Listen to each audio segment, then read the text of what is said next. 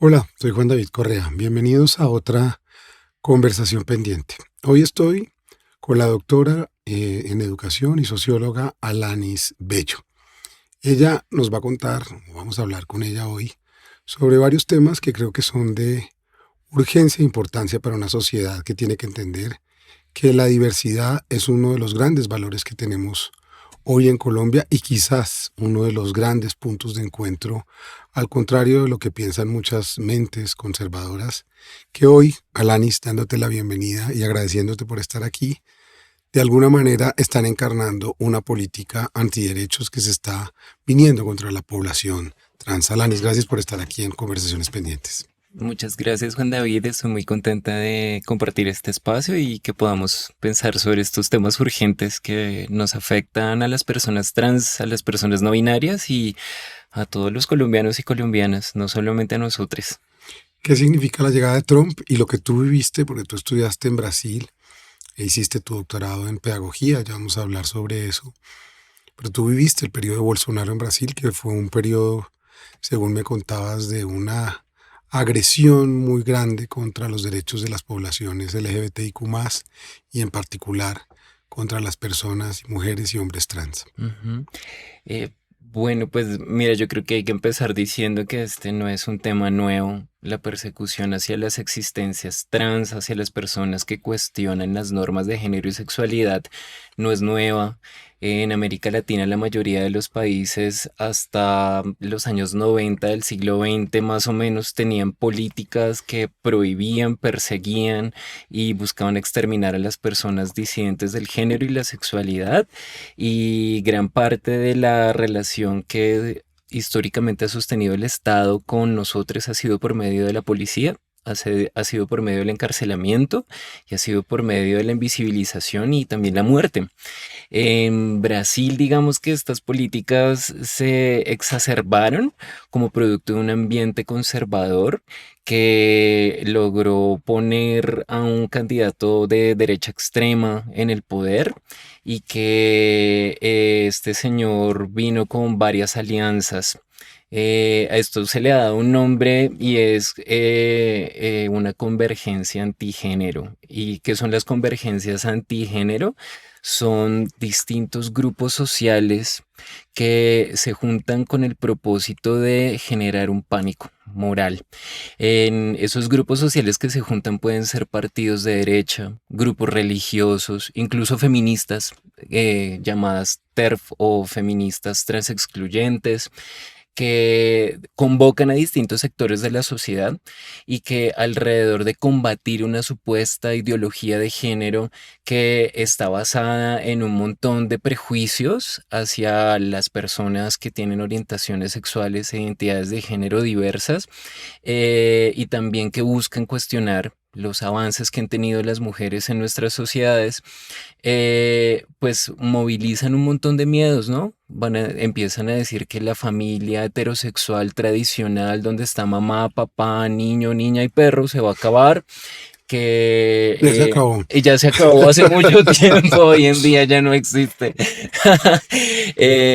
También llegan con el miedo diciendo que se van a homosexualizar las infancias, que hay toda una apuesta política por imponer una dictadura gay en el Estado, y con este montón de mentiras y pánico moral, pues empiezan a convocar al electorado, ¿no?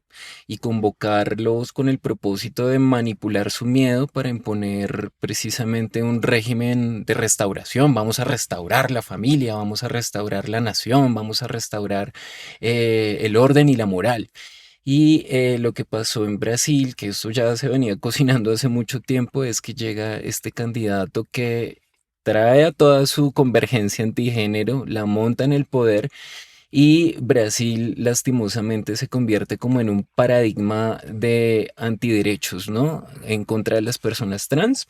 Y actualmente en ese país hay alrededor de unas 77 leyes o políticas en los diferentes estados de ese país que prohíben distintos derechos a las... Real, o Sí, sea, niegan, cancelan derechos a las personas trans. Por ejemplo, el uso del nombre identitario, niegan, por ejemplo, el ingreso a los baños públicos, dependiendo del género con el que yo me identifica, no me permiten entrar porque hay una prohibición para que las personas trans utilicen los baños con los cuales se identifican. Prohibiciones, por ejemplo, para que los maestros y las maestras en las escuelas puedan utilizar un lenguaje incluyente o un lenguaje no binario para referirse a sus estudiantes. Se prohíbe, por ejemplo, el uso de materiales alusivos a los derechos sexuales y reproductivos o a la diversidad de género y sexual, eh, prohibiendo esos discursos y criminalizando a los maestros. Se prohíbe a las personas trans de participar en los deportes, por ejemplo. Entonces todo esto es increíble. Pareciera que cada 3, 4 días un candidato va proponiendo una política antitrans en este país. Y esto se está exportando a Colombia, evidentemente. Ya llegó a Argentina, en Estados Unidos ha ganado un montón de fuerza y las personas trans se han convertido en el chivo expiatorio para hacer campaña política, para promover un montón de violencias y para legitimar a la derecha conservadora extremista. ¿No es paradójico que en el momento, digamos, de mayor incidencia del neoliberalismo, estas sensibilidades y estas existencias LGBTIQ+ hayan alcanzado unos derechos, unas luchas de derechos muy grandes? Ahora recordábamos la política LGBTIQ+ de Bogotá, por ejemplo, Ujú. que fue una ciudad que desde 2007 construyó una política y tiene una política al respecto. ¿Por qué digo paradójico? Porque parece como si todo lo que se hubiera conseguido ahora esté siendo retrocedido cuando hay unas emergencias, en todo caso, unos contrapoderes interesantes. El ejemplo es Colombia. Sí, pues yo creo que parte también como de toda esta campaña antiderechos ha puesto en evidencia que lo que se ha conquistado pues no está en piedra, es decir, eso no está tallado en piedra, eso no está asegurado. Los derechos de las personas LGBTIQ en Colombia y en América Latina son derechos que siempre han estado pendiendo de un hilo.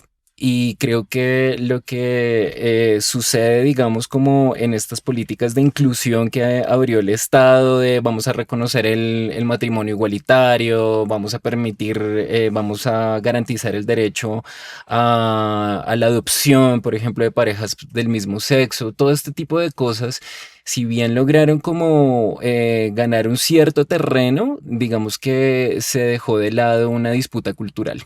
Y Ujú. yo creo que las personas disidentes del género y de la sexualidad no nos hemos dado cuenta de una forma muy, muy, muy profunda, y es que la batalla no solamente es legal. Es decir, tratar de dialogar solamente con el Estado para ser incluidos dentro de este sistema pues demuestra que descuidamos un montón todo lo que tiene que ver con la transformación cultural, con la generación de otras prácticas educativas donde otros deseos, otros cuerpos, otras sexualidades sean posibles. Y esto no se gana solamente en el Estado. Y yo creo que gran parte de esa lucha tiene que ver por la manera en que ha actuado el movimiento LGBT en Colombia, que ha sido por medio de haciendo campaña para el advocacy en términos de derechos, movilizándose en las cortes, y el movimiento creo que en ese sentido sí ha perdido como mucho espacio. Hoy en día eso ha venido cambiando precisamente como producto de toda esta oleada antiderechos, y Ha yo creo vuelto. que sí hay una movilización bien interesante alrededor de prácticas culturales como los ballrooms, que son formas de encuentro alrededor del baile, del voguing, que es una estrategia que utilizan los chicos y las chicas trans y no binarias de barriadas populares para reunirse a bailar, a celebrar sus cuerpos, a armar parche, a construir comunidad.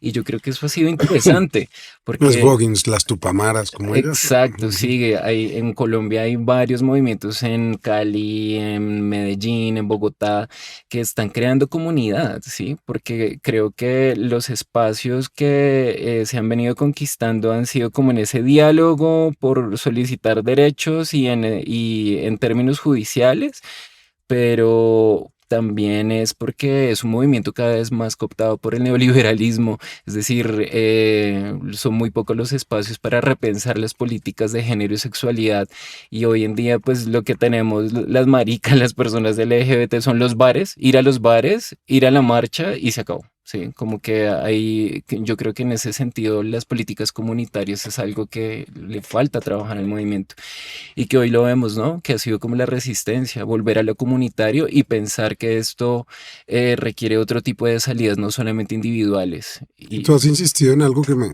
parece muy interesante al leerte y al saber sobre ti, es la idea de volver a la pedagogía.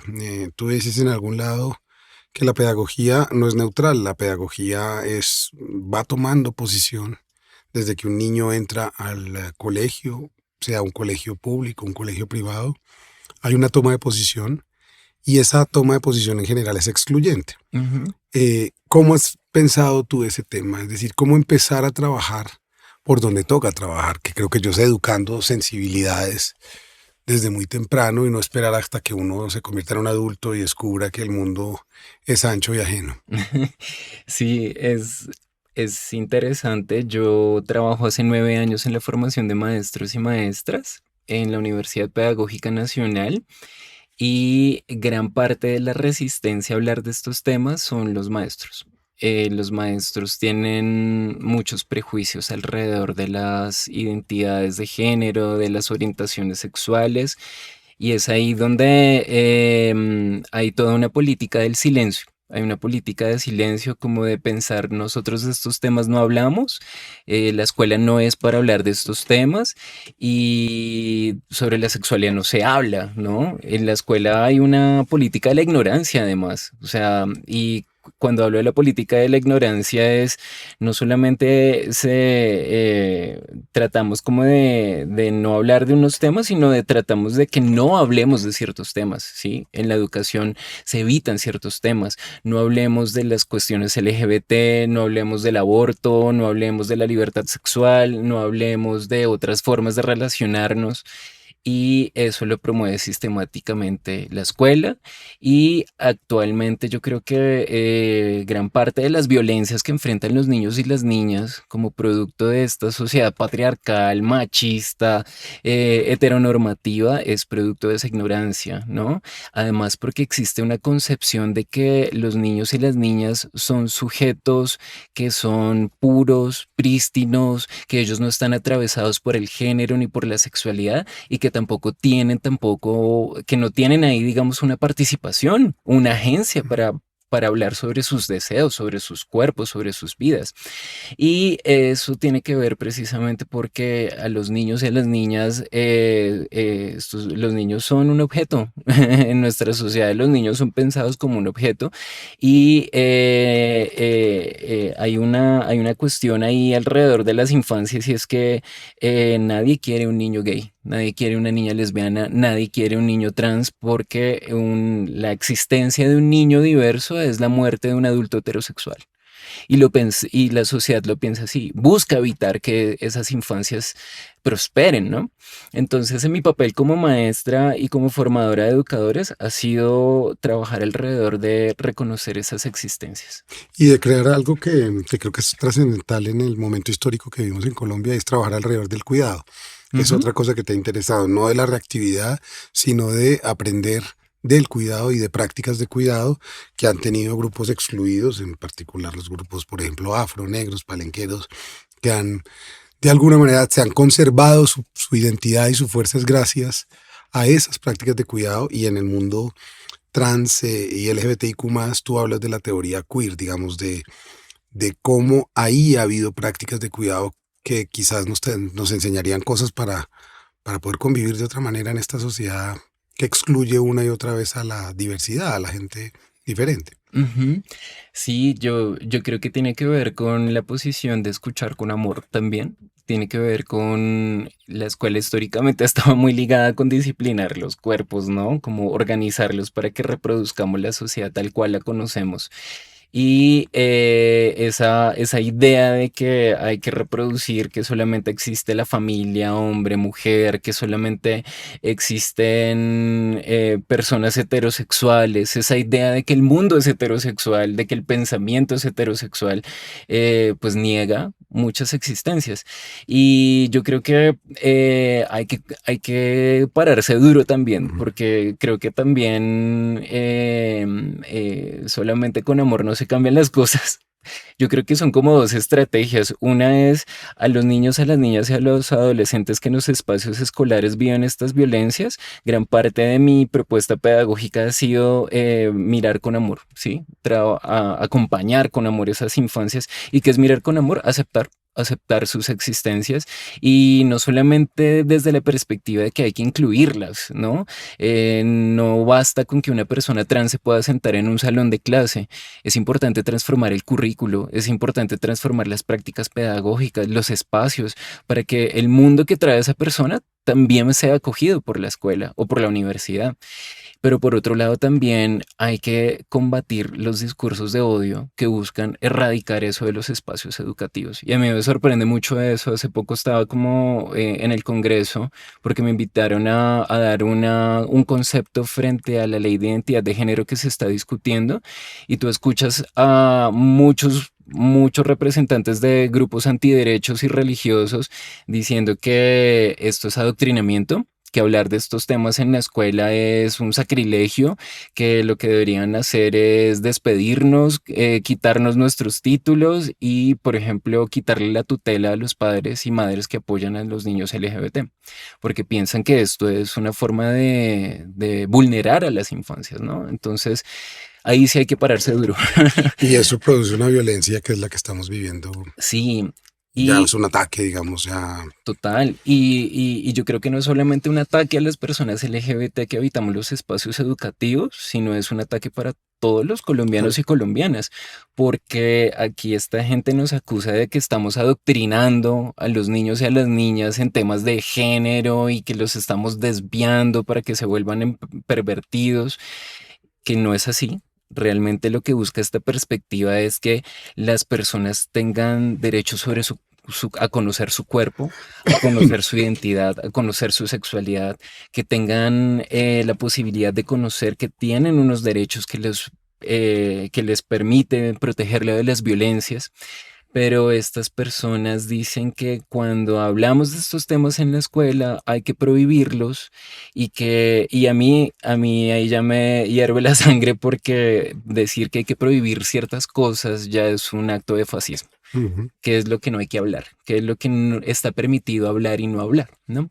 Entonces, imponer la heterosexualidad. Y la heterosexualidad es decir, usted es heterosexual, usted es un hombre y una mujer y no existe nada más en el universo, ya es un acto de violencia. Y en nuestra sociedad, las personas heterosexuales dicen eso, ¿no? Que la violencia son las personas LGBT. Hoy en día las personas LGBT hablan mucho de sus derechos, ¿no? Y la gente se queja. O en la calle dicen, no es que ustedes quieran imponernos que hay que, si a un hombre que dice que es mujer hay que tratarlo como una mujer. Eso es una imposición, ¿no? Todo el tiempo nos dicen que estamos imponiendo. Pero uno de esos rasgos de la mentalidad autoritaria es no darse cuenta que ella misma está imponiendo cosas. Y la heterosexualidad es autoritaria. ¿Y cómo está mediado ese autoritarismo, esos comportamientos excluyentes según la clase social en Colombia? ¿Tú lo has mirado? Es decir, cómo funcionan esos dispositivos de control, de exclusión y de violencia según las Mm. clases sociales. Eso, ¿hay algo al respecto sobre eso? Porque a mí me inquietaba mucho cuando trabajé con el distrito, que te lo conté, haciendo un especial con Cristina Rojas y con Juan Carlos para los 10 años de la política. eh, Me contaban muchas amigas y amigos sobre sus experiencias con sus hijos en colegios del distrito, Sí. pero en el mundo de los estratos altos, esa conversación no ocurre. Esa conversación es absolutamente velada. Esa conversación parece que está reservada a casi a una cosa medicalizada, a una cosa que se debe esconder. ¿Eso ha cambiado? ¿Eso se está transformando o eso sigue siendo? Yo creo que sí existen como mecanismos distintos para lidiar con estas identidades, también por los recursos y por lo que está en juego. Tengo amigas, por ejemplo, cuya familia tiene mucho dinero, amigas trans, que cuando salieron del closet, sus familias las mandaron al extranjero, ¿no? Como una estrategia de ocultamiento y para que nadie se dé cuenta que en su familia rica pues tienen maricas. Entonces hay toda como la estrategia para ocultarlas. Lo otro que dicen esas familias es que es muy duro vivir así aquí, que allá se puede más. Sí, también como Mm. esa idea, los estereotipos. Colonial de... Exacto, sí, porque hoy en día Estados Unidos para nada es un lugar seguro para vivir la las identidad de vidas trans. género, sí. Y en los sectores populares, o sea, no se puede homogeneizar Mm. tampoco, pero algo que sí he visto, por ejemplo, es las estrategias de construcción de comunidad que se tejen alrededor de las diferencias de género y sexualidad. Hay, por ejemplo, una estrategia que yo tuve la oportunidad de conocer hace varios años y me parecía bien interesante. Se llama La Peluquería de Madonna y sus Divas. Y la peluquería de Madonna queda en Ciudad Bolívar, en el barrio México, y son mujeres trans que alrededor de una peluquería bueno, primero entre ellas se dan trabajo, porque uno de los grandes problemas que enfrentan las personas trans es la exclusión laboral. Y alrededor de la peluquería lograron como solventar todo este tema de exclusión y de marginación económica, pero ellas empezaron a tener un montón de resistencias de la gente del barrio, que no querían maricas en el barrio, que eso estaba dañando el barrio, y ellas empezaron a hacer una estrategia de diálogo con la comunidad y montaron un festival de la diversidad en Sí. Ciudad Bolívar. Y tú encuentras historias similares en varios barrios del sur de Bogotá, en Bosa, en Ciudad Bolívar, en Kennedy, donde las personas trans van tejiendo como esa identidad barrial para fortalecer vínculos y para mostrar que efectivamente no hay nada que temer y que todas y todas pueden habitar en esos territorios. Eso sí no lo veo en Chapinero, no lo veo en Usaquén, no lo veo en otras partes de la ciudad, pero sí es esa intención como de tratar de generar cierta unidad, ¿no? Con las personas que habitan los territorios para poder convivir. Y eso me parece que sí lo he visto en los sectores populares, que hay como ciertas amalgamas y que las mujeres trans en particular van tornándose lideresas en sus territorios, exigiendo derechos. Y son escuchadas y Y son son legitimadas. exacto. Ujú. Trabajaste también el tema de las vidas negras en Brasil, en tu tesis, y pensaste el tema. Cuando estas dos variantes de la exclusión se juntan, podemos hablar un poco porque la gente cree que todo es lo mismo y resulta que Mm. hay una cantidad de violencia que se superpone según ciertas condiciones que aún priman en nuestras sociedades. Sí, hay dos sistemas, ¿no? De exclusión, de opresión, que están atravesados por el género y por la raza, y que hace que las personas trans o las personas LGBT racializadas como negras o indígenas tal vez enfrenten otros escenarios de violencia que no enfrentan las personas blancas, mestizas, LGBT, y tiene que ver con la inseparabilidad de esa experiencia, de ser una persona trans y una persona negra al mismo tiempo. Acá en Colombia, por ejemplo, hay estudios que demuestran que hay un perfilamiento policial sobre las mujeres trans negras, donde hay mayores dificultades para estas mujeres trans de insertarse en el mercado laboral, donde hay mayor persecución, donde hay, incluso en Brasil se han hecho estudios donde Brasil es el país del mundo donde más matan personas trans. La expectativa de vida de las personas trans en ese país no supera los 35 años y se ha mostrado que quienes más mueren son mujeres trans negras. Entonces sí hay ahí un impacto de la racialización en la expectativa de vida de las personas trans. Sin embargo, yo también he visto que ese atravesamiento por las relaciones raciales y por las prácticas culturales de estos pueblos también les da otros sentidos de la concepción de la diversidad sexual y de género. Y para no ir más lejos, un ejemplo que conocí aquí en Yurumangui, en Buenaventura, que me pareció muy lindo, y es que las parteras de Buenaventura, de esa región de Buenaventura, tienen otras maneras de asignarle el género a los bebés. Aquí el género lo asignamos con base en lo que digan los médicos cuando nace ese recién nacido, ¿no? Como hacen una lectura muy simplista de los genitales y dicen es un niño y es una niña. Punto. En Buenaventura, en esa región, hay una práctica ancestral que se llama la ombligada, y Ujú. la ombligada tiene que ver con curar el ombligo del recién nacido y sembrar ese ombligo para crear una conexión con el territorio. Y estas mujeres de Yurumangui tienen distintas plantas que hay ahí en el territorio, ¿no? Entonces, dependiendo de la planta con la que curan el ombligo, le otorgan características de género al bebé. Y allá hablan de mujeres hombrunas o de niños afeminados. Entonces está legítimo en la comunidad que un niño pueda expresar su identidad de género femenina porque su partera lo curó con una planta femenina. O una niña puede ser masculina porque recibió las propiedades de una planta masculina. Entonces es muy interesante porque hay una riqueza y acá pensamos que la gente blanca de las ciudades pensamos que somos de avanzada, mientras que las comunidades negras allá del Pacífico de Yurumangui tienen otras maneras de leer el género, que no es binaria, que no es opresora, que tiene también otras oportunidades, que nos hace ver que la diversidad siempre ha sido ancestral.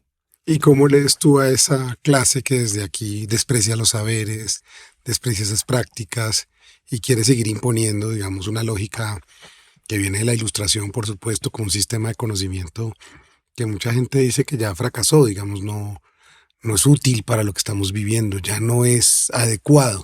Y creo que es plausible en muchos asuntos que estamos viviendo, solo basta prender las noticias y ver que estas sociedades no entienden cómo vivir.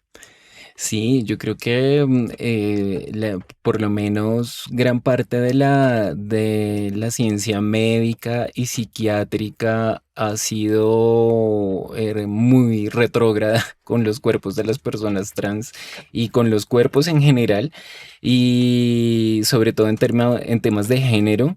Yo creo que los médicos se han encargado de crear también ciertos imaginarios de que el cuerpo trans es un cuerpo equivocado, ¿no? Se nace en un cuerpo que está mal, que una mujer no puede tener pene o que un hombre no puede tener vagina, y se patologiza esas identidades. Entonces es muy curioso porque las personas trans y no binarias no tenemos acceso al sistema de salud porque hay no solamente una exclusión económica para poder acceder a él, sino también barreras, ¿no? De no comprenden nuestros cuerpos. Y ahí lo paradójico es como es un sistema que nunca nos ha abrazado para garantizar nuestro derecho a la salud, pero si tú los llamas para que nos patologicen y nos excluyan, ahí Ahí vienen, ahí están. están, ahí sí ellos están haciendo estudios demostrando que efectivamente somos supuestamente personas enfermas, que existe una disforia de género que hace que tengamos unos cuerpos que no se adecúan con nuestra mente. Y eso es muy violento porque reproducen unos imaginarios que buscan legitimar y justificar la heterosexualidad como norma, ¿no? La idea de que para ser un ser humano yo tengo que tener una coherencia entre ese sexo que me asignaron y la identidad de género que esta sociedad espera. Y hay otras culturas que tienen otra manera de leer esto. Lo que te estoy diciendo de las parteras de Yurumangui, que ellas tienen otras maneras de entender que un rasgo corporal no define para mí lo que yo voy a hacer en el futuro, si soy un hombre, si soy una mujer, o soy otra cosa, o no soy ninguna. Y gran parte de esto tiene que ver con un proceso de colonización, y es exterminarnos incluso de la historia. En Brasil me gustaba mucho un término que utilizaban las compañeras trans allá, y es que ellas decían, tenemos que rescatar a las ancestravas. Y rescatar a las ancestravas es dar cuenta de que siempre hemos estado en la historia. Siempre. Siempre, Mm. siempre hemos estado en las familias más ricas, más humildes, en las familias campesinas, en las familias religiosas, hemos estado siempre. Y esa historia de las ancestradas pone de relieve que ha habido sí un gran esfuerzo por eliminarnos, ¿no? Y con qué propósitos, ¿no? Y esto no ha acabado. Gran parte, yo lo interpreto así, y es que el asesinato sistemático actual de las personas trans tiene que ver con esta continuidad de un proyecto colonial que no acabó, Ujú. y es precisamente encuadrarnos en estos imaginarios muy blancos, muy eurocéntricos, de que solamente podemos existir en esa lógica binaria. Y en ese sentido, más pensado, imaginado, podemos hacerlo juntos. eh, ¿Cómo producir un cambio cultural? ¿Cómo hablar con esa clase eh, media, en gracia de discusión el término, tan conservadora, tan llena de miedo, tan llena de horror, porque tú mencionas la palabra miedo en muchos de tus textos y en muchos de tus ensayos? ¿Cómo transformar eso? ¿Es alrededor del cuidado? ¿Cuál es la manera de empezar a tener una conversación? Incluso una conversación íntima, incluso una conversación familiar, porque resulta que ni siquiera sabemos hablar de esto cuando estamos juntos en una mesa, Ujú. y todo el mundo empieza a especular como si de esto se pudiera especular, como si se pudiera especular sobre mi heterosexualidad o... Sí. Uy, no, es un gran tema. Yo lo llamo eso una injusticia eh, interpretativa, o una injusticia al testimonio, y es que a las personas trans y no binarias todo el mundo nos explica. Todo el mundo nos explica, y esta sociedad piensa que sabe más de nosotras que nosotras mismas. Entonces el cura tiene una explicación de por qué nos volvimos así. El médico tiene una explicación. El policía tiene una explicación. El maestro tiene una explicación. Pero cuando una persona trans habla de sí misma y dice, yo soy así porque me encanta ser así, porque me encanta botar pluma, porque me encanta ser libre, de inmediato viene una persona y dice, no, usted no puede ser así, ¿no? Siempre hay una injusticia de mi testimonio. Mi testimonio siempre está puesto en duda, ¿no? Siempre está puesto en duda lo que dice un cuerpo trans. Eso no lo viven todas las personas de esta sociedad. A nadie le dicen, ¿usted sí es un hombre de verdad? A nadie le están preguntando eso en ningún momento. ¿Usted sí es una mujer de verdad? A las personas trans todo el tiempo nos están midiendo con un termómetro si efectivamente es verdad lo que estamos diciendo de nosotras mismas. Y frente a eso, yo creo que hay que trabajar por diferentes medios, ¿no? Hay que combinar todas las formas de lucha. Ujú. Entonces, esa combinación de las formas de lucha va desde arriba, desde los grandes discursos políticos, ¿Cómo? Por ejemplo, actuando. activando qué, Yo creo que la hay un... manera de llamar, la manera de sí, qué, Sí, que hay mira, que incorporar, que es lo que a mí me... desde arriba y desde abajo.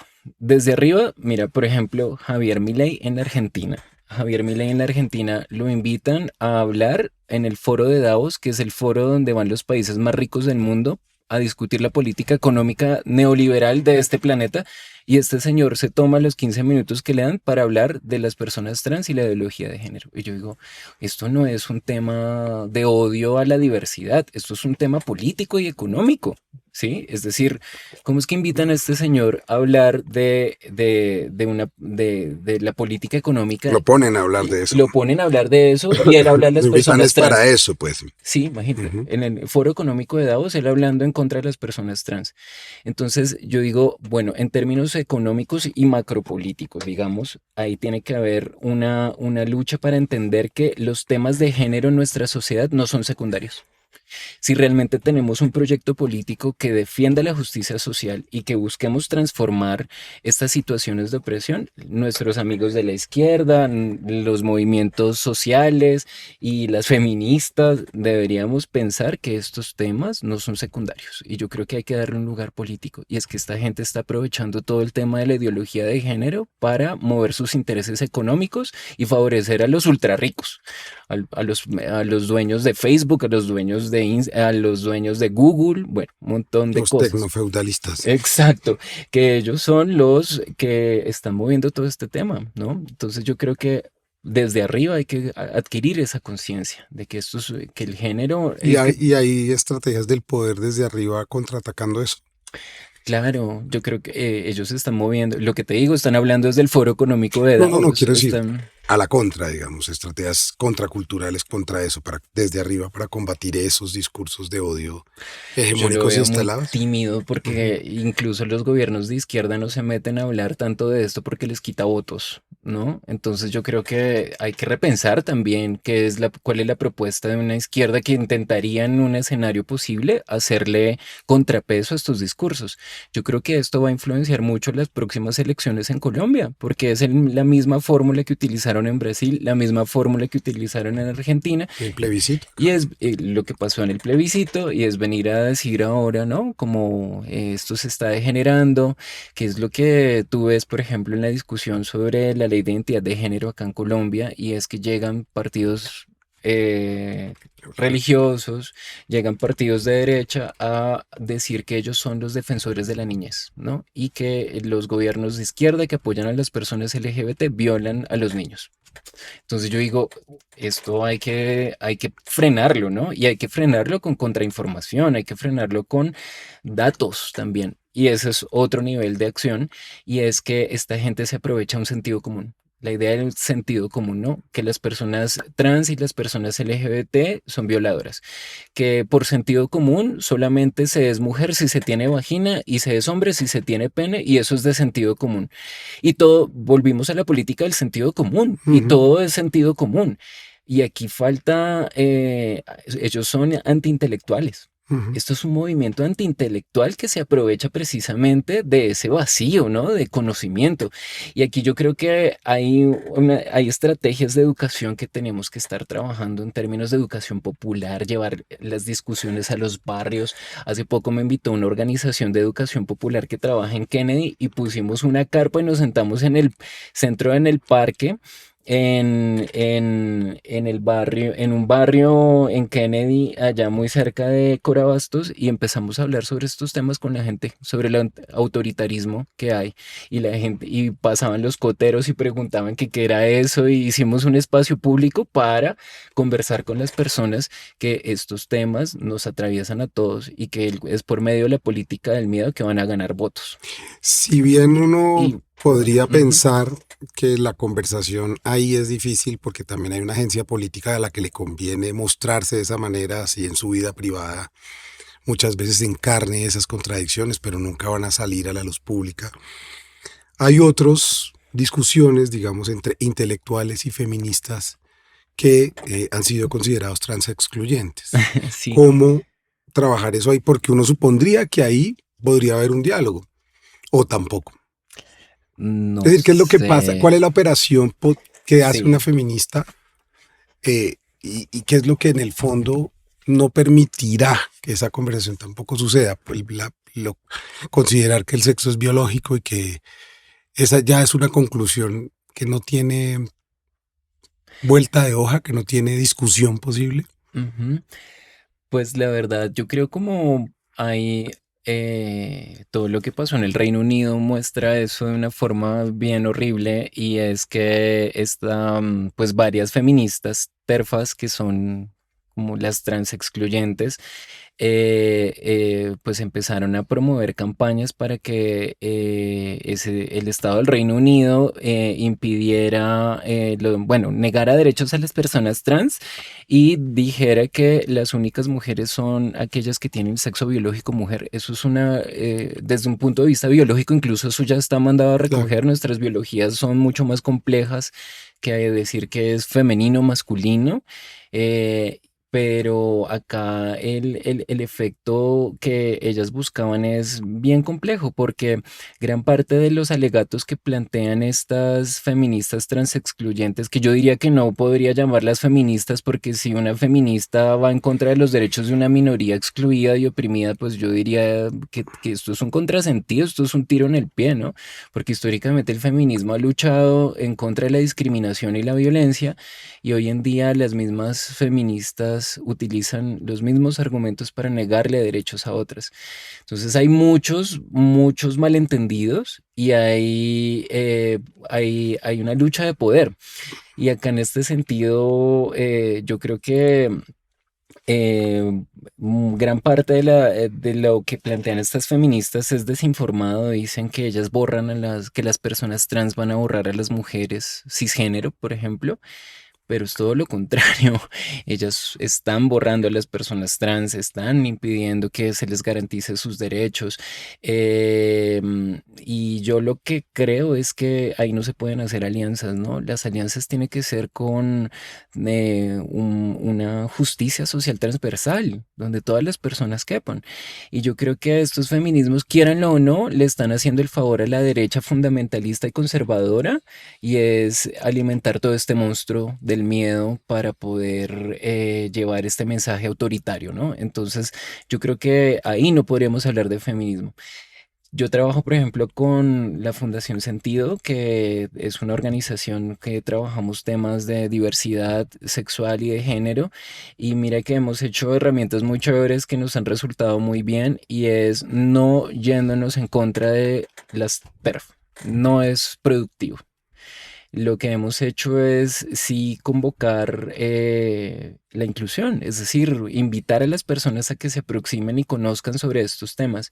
Y el año pasado creamos un juego de cartas que se llama Transpoderosas. Y el juego de cartas es una herramienta didáctica que hemos probado con profes de colegio, con estudiantes, con activistas, con ciudadanos del común, donde les invitamos a jugar. ¿Tú jugaste Super Triumph? Sí, Eso es sí, muy viejo, que son estas carticas. y era Star, ¿no? Ajá, De sí, aviones y de... ¿No era ajá. Super Triumph? Sí. Eso, entonces tiene una lógica muy parecida a la del Super Triumph, y es que tú ganas cartas, Con el pero poder, ¿no? ajá, y acá el comodín son personas trans que han participado en las luchas trans en América Latina. Y las personas pueden, por ejemplo, ingresar a un código QR y miren ahí quién es esa persona, qué luchas ha dado, cómo han aportado a la construcción de una mejor sociedad donde todas las personas y todos los cuerpos seamos posibles, sin necesidad de ponernos en esta agotable discusión de las trans, las TERF, sino es creando diálogos difíciles, pero teniéndolos por medio de herramientas que por medio del juego y el diálogo franco le permite a la gente conocer qué es lo que hay ahí. Y volviendo a tu experticia, en tanto doctora en educación, ¿hay alguna reflexión al interior de los ministerios de educación, secretarías de educación, para empezar a incorporar eh, el tema?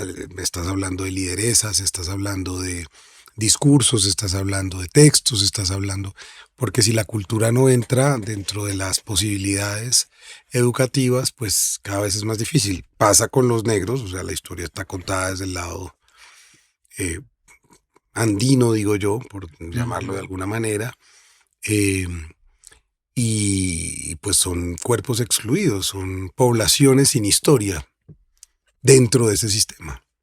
Sí, uf, es un gran tema, porque si bien hay, bueno, por lo menos en Bogotá, que tenemos la política pública LGBT y que ha logrado abrir espacios para poder discutir estos temas. Yo también he asesorado a la Secretaría de Educación en todos los temas de educación socioemocional para la ciudadanía, y ahí se ha hecho como un trabajo para incluir el tema de la diversidad sexual y las orientaciones de género en las discusiones curriculares.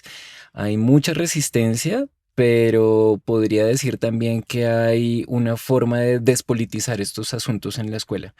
Y la forma de despolitizarlos es por medio de una idea de inclusión y tolerancia. Yo odio la palabra tolerancia, la odio porque gran parte del debate educativo se termina convirtiendo en la idea de que yo te tolero, Te soporto y quédate sí, ahí al lado, te sí. doy el permiso de que estés acá, ¿no? Ujú. Entonces, esta idea de tolerar al otro termina legitimando este orden injusto, ¿no? Y es muy doloroso para alguien saber que solo es tolerado, no, no acepta, no, no Exacto. incluido, digamos.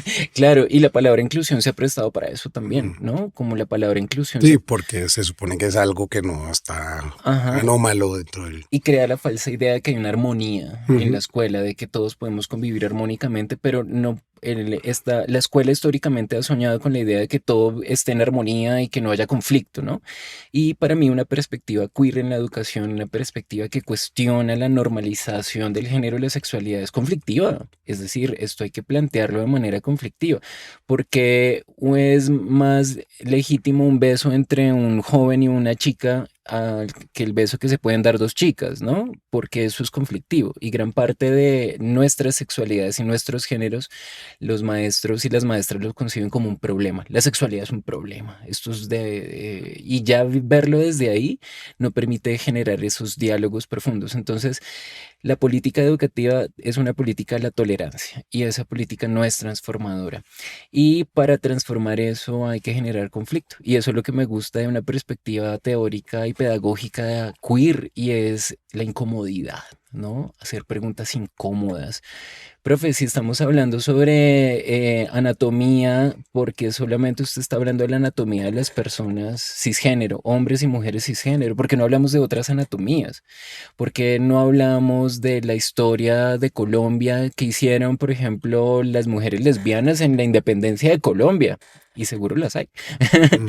Y lo queer hace cosas incómodas en la escuela, hace preguntas incómodas porque todo el tiempo es, ¿qué es lo que nos está permitido conocer? Esa es la pregunta de lo queer. ¿Qué es eso impensable que nuestros maestros nos dicen que no podemos pensar? Entiendo. ¿Qué es lo que no podemos pensar? Y lo queer es perverso en ese sentido, ¿sabes? Y perverso como lo entiende el psicoanálisis, y es aquello que se sale de la norma. Y es preguntar aquello que no está visible. Lo queer no se trata, y que es lo otro que sucede cada vez que dicen, vamos a hablar de las identidades. Un gay es un hombre que ama a un hombre. Una lesbiana es una mujer que ama a una mujer. Y todo se termina convirtiendo en una cosa de identidades.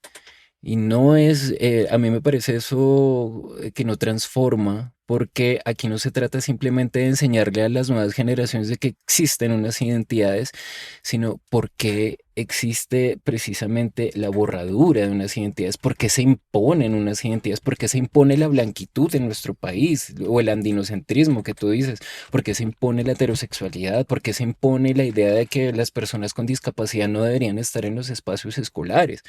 Entonces, esta idea de la identidad no me parece productiva porque termina otra vez cayendo la lógica de lo sentimentalista y de lo tolerante. Hay que tolerar al niño gay, hay que tolerar a la chica trans. Y yo pienso es como, ¿por qué no podemos hablar de esto en el currículo, no? ¿Cuál es la línea de fuga, ya que usas también ese término, entonces, para una sociedad o un movimiento que se siente progresista, feminista, antipatriarcal, anticolonial, anticapitalista, para poder tener una transacción con esa otra sociedad, para no caer en la política identitaria que está siendo usada como un argumento político por la extrema derecha? Uy, yo creo que hay que apostar precisamente por los comunes. Yo creo que hay una lógica de los comunes que se nos olvida y es, yo creo que luchar precisamente por la libertad de nuestros cuerpos y nuestros deseos y nuestras sexualidades no es una lucha de las personas LGBT. Es una lucha a la cual todas las personas estamos convocadas y creo que tratar de dejar de pensar que existe una lucha fragmentada, ¿no? Como las mujeres por un lado, las personas negras por el otro, tratar de crear como objetivos comunes es lo que debería tratar de unirnos, ¿no? A mí realmente no me interesa tanto como si una persona es trans, cis o si es gay o es heterosexual, sino me interesa es cómo luchamos en contra de formas que realmente están minando la capacidad de vida de nuestra población, que están acercándonos a la muerte. ¿Por qué no discutimos el tema de la lógica capitalista extractivista que está dañando las fuentes de agua, que está contaminando las tierras, que está acabando con nuestro planeta? ¿Por qué no hablamos, por ejemplo, sobre la explotación de los trabajadores y de las trabajadoras? ¿Por qué no hablamos de temas comunes que nos competen?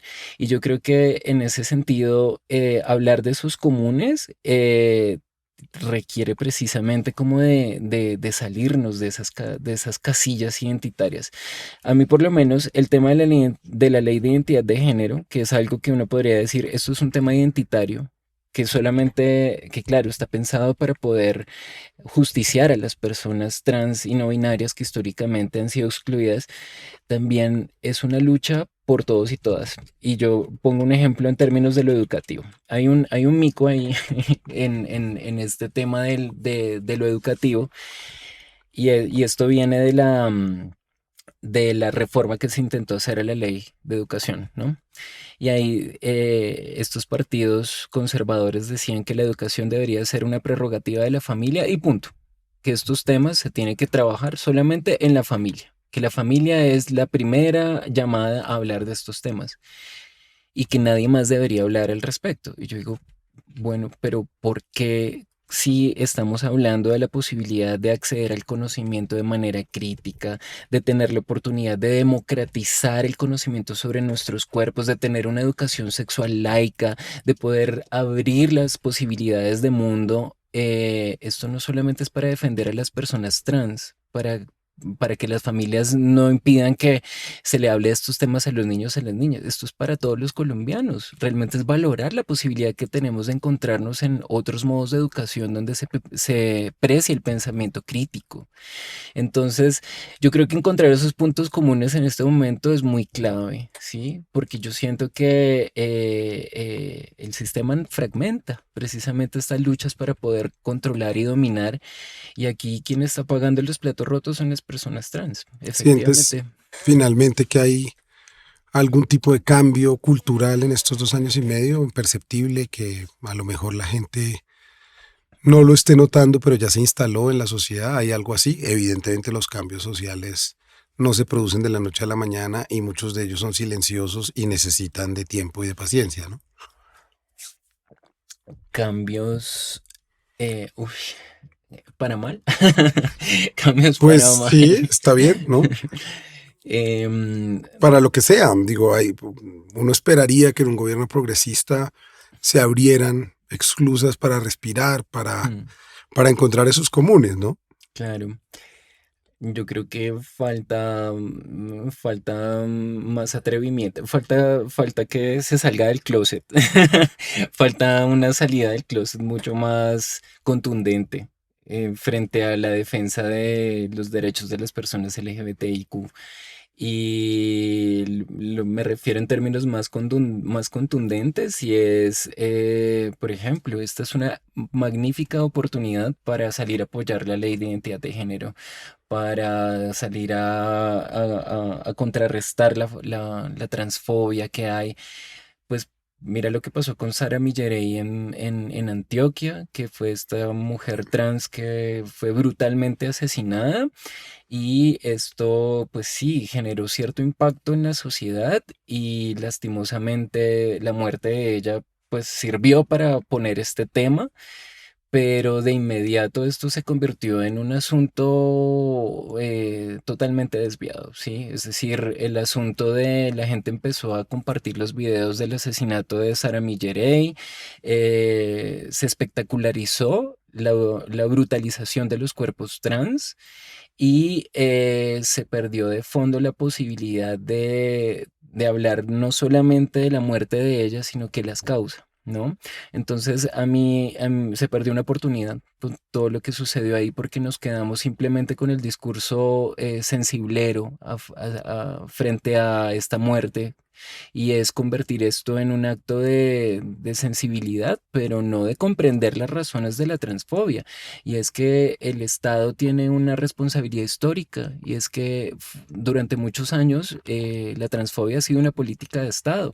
Esto cambia, digamos, un poco con la constitución política del 91, pero ¿quién paga todas estas muertes? a las mujeres trans, por ejemplo, acá en Bogotá las metían a la cárcel distrital y había todo un sistema, había un pabellón específico para meterlas allá en las batidas y eso todavía sigue ocurriendo, pero digamos de manera muy velada, hay una criminalización de las existencias trans. Entonces yo digo como no es suficiente con las palabras, no es suficiente con solidarizarse, esto requiere recursos, esto requiere plata, esto requiere efectivamente abordarlo de manera frentera y es posicionar un tema de pro trans realmente, yo creo, y como el Estado no lo va a hacer y no lo va a hacer tampoco, pues la lógica de los partidos para ganar votos, yo creo que nos toca es hacerlo de manera comunitaria, ¿no? O sea, yo creo que tenemos que buscar otras formas. Yo no creo en el Estado, que el Estado vaya a traernos la solución contra la transfobia. Creo sí que lo podemos hacer las la comunidades. sociedad. Ujú.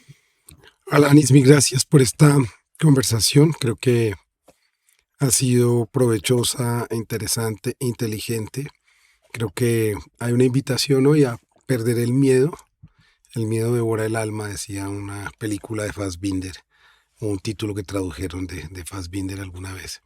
Y creo que tenemos que apoyar todos la ley de identidad de género y creo que tenemos que asumir que si abandonamos ese miedo, seguramente vamos a aprender a vivir mejor en el conflicto, pero mucho mejor. El miedo devora el alma. Gracias, Alanis. A ti, muchas gracias. Un gusto. Nos vemos en la próxima conversación pendiente.